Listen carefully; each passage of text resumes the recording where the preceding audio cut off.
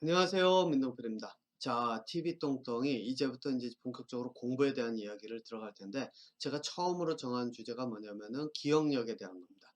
기억력이라고 하는 게 왜 그런 거 있죠? 사람들이, 나는 공부를 하는데, 제가 그랬어요. 시험 보기 10분 전까지도 열심히 외워가지고 딱 들어갔는데, 시험을 보려고 그러면 기억이 안 나요. 그런데 학기가 지난 다음에 이게 기억이 날까? 아니겠죠. 예, 굉장히 그런 경우에는 이제 공부가 굉장히 힘들고 어려울 수밖에 없는데, 그래서 이제 기억력을 가지고서는 이제 제일 처음에 이제 이야기를 시작하려고 합니다. 제가 지금 알러지가 와서 눈도 그렇고 지금 콧물도 그렇고 조금씩 이제 나고 있는 상태라서 조금 불편한 면이 있어서 가끔 간지럽고 그래서 긁기도 하고 뭐 이렇게 하기도 할 텐데, 그거는 조금 양해를 해주시고요. 자, 어쨌든 이 프로그램은 밴쿠버 중앙일보와 펀더즈 제 회사가 이제 함께 제공하는 프로그램입니다. 자, 그래서 이 기억력에 대한 이야기를 할 텐데요.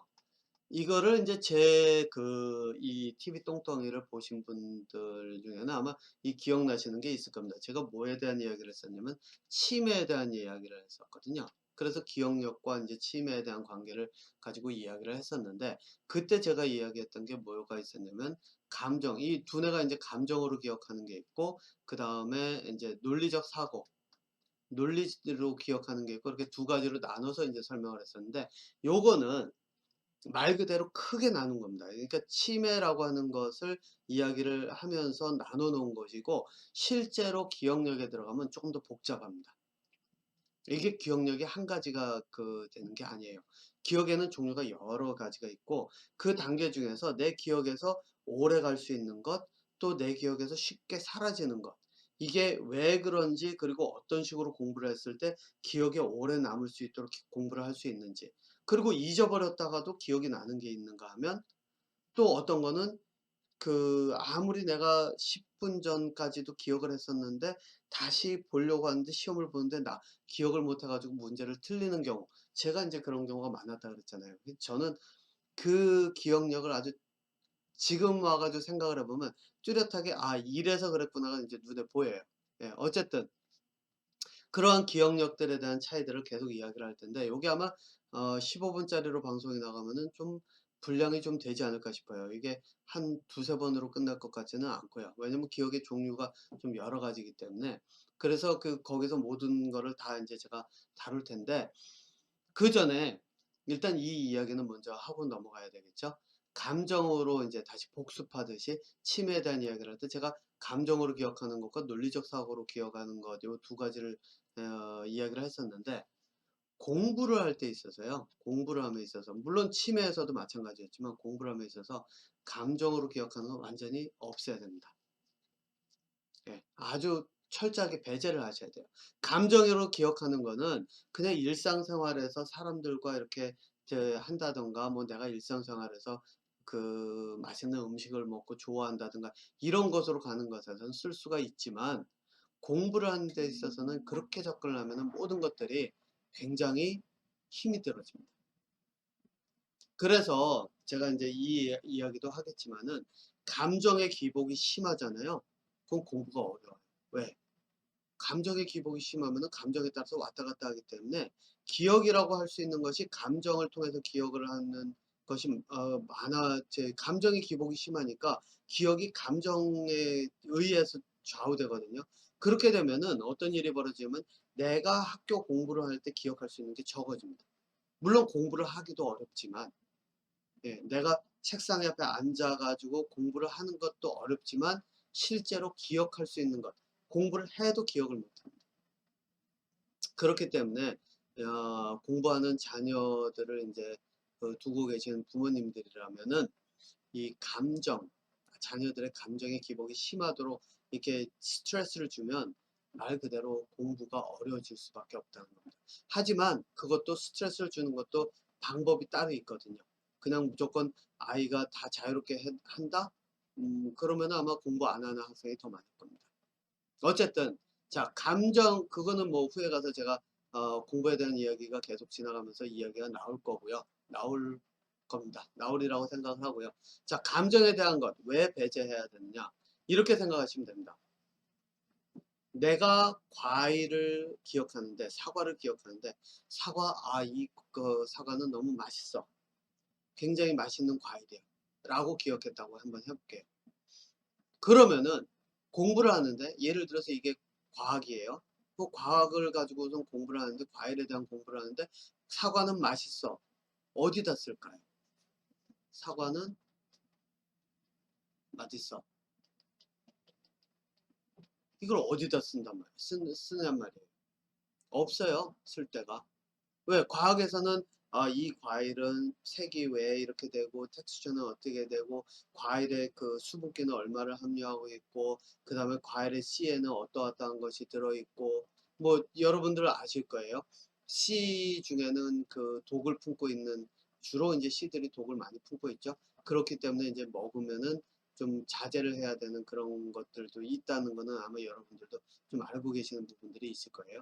그런 것처럼 이런 것들의 씨에는 뭐가 있고 얘네들이 뭐 발화를 할 때는 어떻게 되고 이런 것들을 찾아가고 또 과일이 왜 과일을 이렇게 보면은 이게 과일 이게 사과라고 그러면 씨가 요만하잖아요.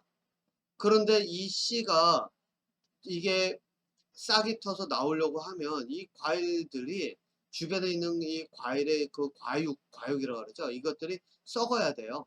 썩는다는 얘기는 뭐냐면은 그 곰팡이나 그 박테리아들이 얘네들을 먹어가면서 분해를 해야지 이 씨들이 이 영양소를 얻어서 나올 수가 있거든요. 그러니까 여기에 말 그대로 그 뭐죠? 분해, 디컴포저라고 영어로는 얘기하는데 이 기능도 그대로 들어가 있는 거예요. 그래서 그런 것들을 공부를 해야 되는데 사과는 맛있는 과일이야. 이것만 머릿속에 있다. 그러면은 다른 이러한 내용들이 들어갈 자리가 없어지기 때문에 공부가 어려울 수밖에 없다는 거예요. 그리고 여행을 갔다? 한번 생각해 보세요. 여행을 갔다 왔는데 거기 너무 좋았어. 너무 아름답고 뭐가 좋았고 뭐 맛있는 것도 먹고 뭐 이러이러했다. 공부를 하는 데는 쓸 데가 없죠. 감정을 해소해서 내가 이제 다시 다잡고 공부를 시작해야지. 이런 것에는 쓸 수가 있어요. 하지만 공부에는 소용이 없어요. 그 얘기는 뭐냐? 공부를 하는 데 있어서 감정이 들어오면 공부가 어려울 수밖에 없다는 거예요. 그래서 공부를 할 때 내가 머릿속으로 했는데 좋다 나쁘다 이게 뭐 이거는 이렇게 해야 된다 아니다 이런 식으로 들어오는 정보가 있으면 이거는 내가 능동적으로 차단을 시켜야 돼. 왜? 그게 기억력에 아주 지대한 영향을 미칩니다. 네. 왜냐면 기억이 자꾸 감정을 통해서 기억을 하려고 그러거든요. 사람들이 기억을 할 때 여러분도 한번 그 여행을 다녀오든지 뭐 그것뿐만 아니라 학창 시절이든 뭐든 한번 여러분들의 추억을 기억을 한다라고 생각을 해보세요. 어떤 기억이 더 많나? 공부했던 기억, 공부해서 했던 그 기억이 남는 게 아니라 주로가 여기 이때는 좋았어. 이때는 나 아니었어. 싫었어. 이렇게 기억을 할 거거든요. 예. 여러분들이 보실 때는 좋고 나쁘고 기쁘고 이런 것도 오히려 뭐 이러죠. 내가 그래도 막 이렇게 즐겁고 이러면은 공부에 도움이 되지 않을까? 공부에 도움이 될 수는 있죠. 내가 즐거웠으니까 이제 공부는 다시 시작해야지. 근데 문제는 뭐냐면 즐거우면요. 기억에 오래 안 남아요. 반대로 힘들고 어렵고 그래서 내가 무엇인가를 새로운 방법을 찾으려고 하면 그게 오히려 기억에 더 남아요. 그러니까 기억력에 따지면은 내가 즐거워서 막 이렇게 하고 있잖아요. 기억이 두뇌가 활발해져서 기억을 오래 할 것 같은가? 아니에요. 반대예요.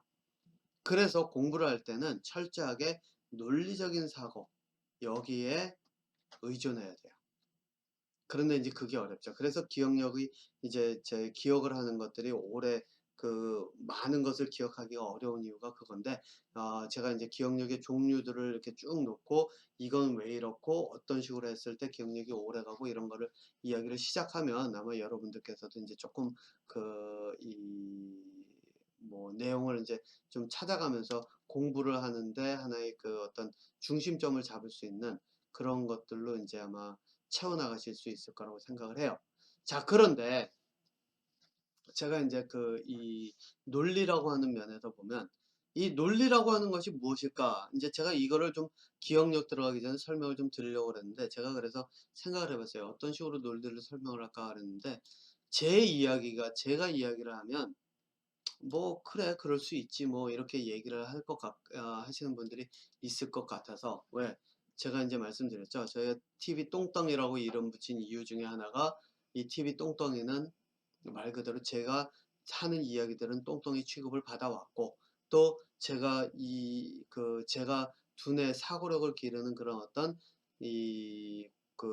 공부를 공부 방법을 가르친다 그러면 제가 아는 사람마저도 "넌 못해."라고 이야기했다고요. 제가 못하면은 지금 논문 내고 이런 것들이 받아들여지질 않았겠죠. 예. 저는 그게 제가 하는 일입니다. 자, 그래서 제 이야기만 하면은 그래서 뭐 "네 이야기는 그렇다고 치자."라고 하시는 분들이 있을 것 같아서 제가 이 사람 이야기를 하려고 합니다. 이 사람이 뭐냐면은 아마 한국에도 좀 많이 알려진 것 같아요, 제가 보기에는. 그리고 제가 한국어로 강의하는 거를 어떤 프로그램에서 하나를 봤어요. 마이클 샌델이라고 하는 하버드 교수죠.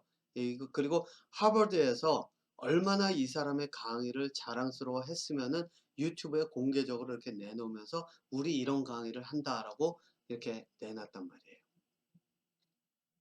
네. 이게 이 사람이 하는 일이니까요. 그리고 이게 이 사람들이 자랑스러워하는 거죠.